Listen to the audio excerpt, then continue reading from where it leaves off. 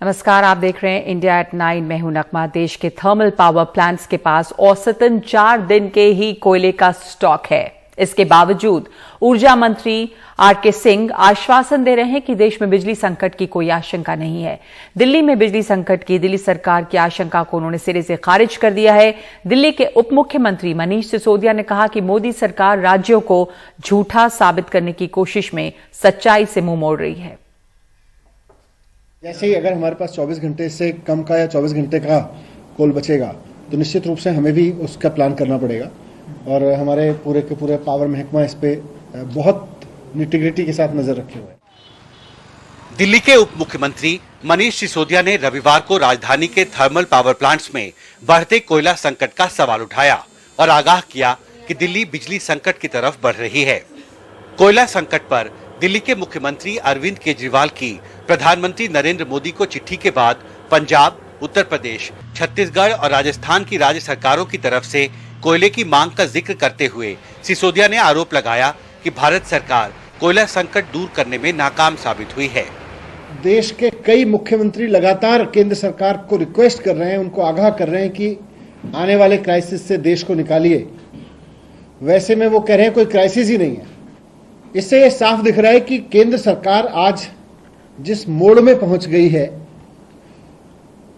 उससे ये समझ आ रहा है कि भारतीय जनता पार्टी से केंद्र सरकार चल नहीं रही। वो बहाने ढूंढ रहे हैं, अब क्राइसिस से भागने के बहाने ढूंढ रहे हैं। इनसे देश चल नहीं रहा। इससे पहले ऊर्जा मंत्री आरके सिंह ने दिल्ली से जुड़ी डिस्कॉम्स के अधिकारियों के साथ बैठक की, फिर दावा किया कि दिल्ली को जितनी बिजली की जरूरत है उतनी उसे मिल रही है। आरके सिंह के मुताबिक इस मामले में घबराहट इसलिए फैली क्योंकि gas authority of India limited ने दिल्ली की बिजली सप्लाई कंपनियों को यह मैसेज भेज दिया कि बवाना गैस स्टेशन को गैस सप्लाई 1 या 2 दिन में बंद कर दी जाएगी क्योंकि उसका कॉन्ट्रैक्ट समाप्त हो रहा था। अब गेल को आदेश दिया गया है कि वो गैस की सप्लाई बहाल रखें। क्राइसिस है नहीं, क्राइसिस था नहीं, ये क्राइसिस अननेसेसरली बनाया गया। टाटा पावर ने एक मैसेज भेज दिया, लोगों को एसएमएस भेज दिया कि साहब हमको हो सकता है लोड शेडिंग करना पड़े। हमने तो देखा नहीं, लेकिन हमारे पदाधिकारियों ने बताया, तो हमने उसको सीईओ को चेतावनी दे दी है। हमने कहा कि अगली बार से इस प्रकार का वो निर्मूल एसएमएस भेजेगा जिससे कि लोगों में पैनिक होगा। तो अब हमको लगता है कि अब हमारा पुनः जो पहले 17 दिन से 4 दिन का स्टॉक आ गया था, अब पुनः हमारा बिल्डअप होने लगेगा। लोग चिट्ठी लिख रहे हैं। ये केजरीवाल जी की चिट्ठी हमने देखी है। लोगों को मालूम रहना चाहिए कि हम लोग मॉनिटर कर रहे हैं और प्रतिदिन मॉनिटर कर रहे हैं। जहां आवश्यकता है वहां पर इंश्योर करते हैं कि कोयला जाए। हालांकि कोयला संकट से मुंह नहीं मोड़ा जा सकता। छत्तीसगढ़ के मुख्यमंत्री भूपेश बघेल का बयान भी बिजली संकट की ओर इशारा कर रहा है। ऊर्जा मंत्री आरके सिंह भी मानते हैं कि देश के थर्मल पावर प्लांट्स के पास फिलहाल औसतन 4 दिन का ही स्टॉक है, लेकिन इसे तेजी से बढ़ाने की कवायद जारी है।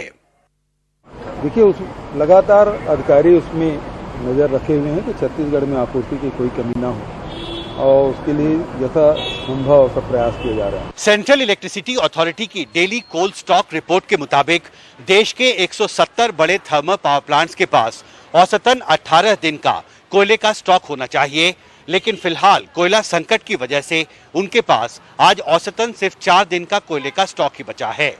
कई ऐसे थर्मल पावर प्लांट्स हैं जिनके पास सिर्फ 1 दिन का कोयले का स्टॉक बचा है। जाहिर है इस कोयला संकट से निपटने के लिए सरकार को जल्दी पहल करना होगा। दिल्ली से शरद शर्मा के साथ हिमांशु शेखर, एनडीटीवी इंडिया। लखीमपुर कांड में गृह राज्य मंत्री अजय मिश्रा के बेटे और मुख्य आरोपी आशीष मिश्रा 14 दिन की न्यायिक हिरासत में हैं। इस बीच पुलिस का कहना है कि आशीष मिश्रा जांच में सहयोग नहीं कर रहा। न तो वो वारदात के वक्त घटनास्थल पर गैर मौजूदगी का कोई सबूत दे पा रहा है, न ही अपनी गाड़ी से बरामद हुए कारतूसों को लेकर कोई जानकारी दे रहा है। लखीमपुर खीरी की घटना के 7 दिन बाद आखिरकार गृह राज्य मंत्री के बेटे आशीष मिश्रा को पुलिस ने गिरफ्तार कर लिया। अब उनके 2 सहयोगी सुमित जायसवाल, जो थार गाड़ी से भागते दिखे, और तिकुनिया में इस जली फॉर्च्यूनर के मालिक अंकित दास को पुलिस तलाश कर रही है। फिलहाल इस घटना में आशीष मिश्रा समेत 3 लोगों की गिरफ्तारी हो चुकी है, लेकिन लखीमपुर की घटना से जुड़े इन सवालों का जवाब नहीं मिल पा रहा है। 3 अक्टूबर को दोपहर 2:45 से 3:45 के बीच आशीष मिश्रा कहां थे? प्रत्यक्षदर्शियों के मुताबिक कार से भागते हुए फायरिंग भी हुई।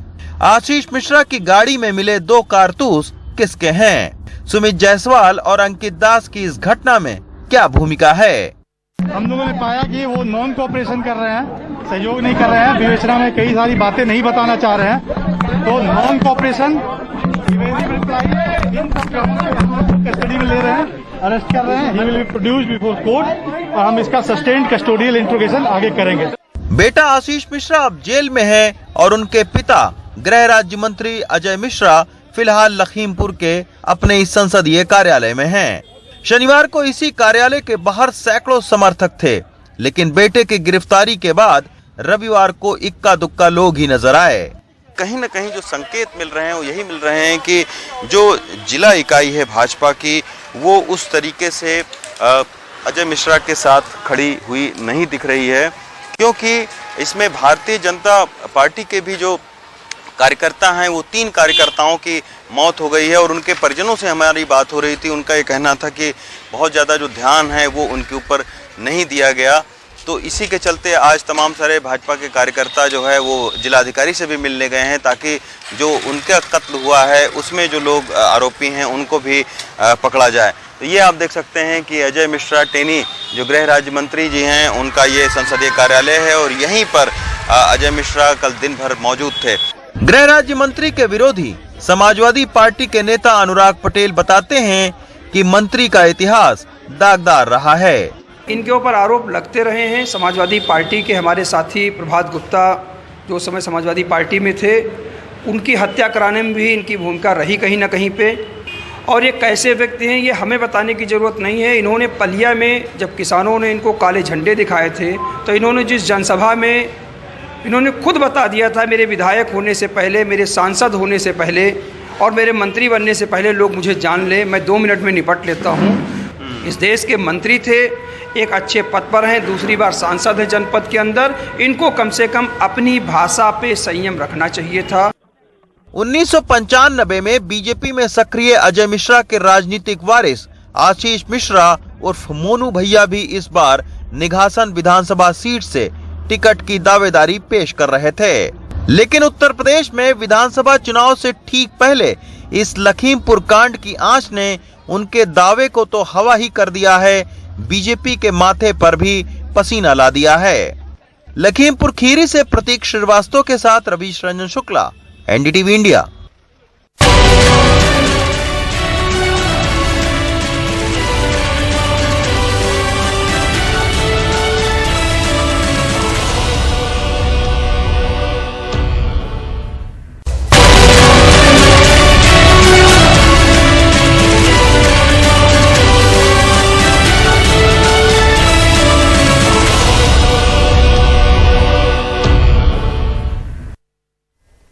कांग्रेस महासचिव प्रियंका गांधी ने पीएम मोदी के संसदीय क्षेत्र वाराणसी में रैली की और बीजेपी पर खूब हमले किए। उन्होंने लखीमपुर की घटना पर कहा कि पुलिस अपराधी को निमंत्रण देकर ये बोल रही है कि आइए और बात कीजिए, क्या आपने दुनिया में कहीं भी ऐसा देखा है? उन्होंने कहा कि गृह राज्य मंत्री अजय मिश्रा के इस्तीफे तक ये लड़ाई जारी रहेगी। जो परिवार है, पीड़ित परिवार है, उनके घरों में उन्हें नजरबंद किया गया, लेकिन अपराधी को पकड़ने के लिए एक भी पुलिस वाला नहीं निकला। अपराधी के घर में उन्होंने निमंत्रण भेजा कि आप आकर हमसे बात करिए। आपने किसी भी देश में, दुनिया के किसी भी देश में या इस देश के इतिहास में आपने कभी ऐसा देखा है कि एक आदमी 6 किसानों को कुचल दे, 6 लोगों की हत्या कर दे और उसको पुलिस निमंत्रण दे रही है कि आइए हमसे बात करिए?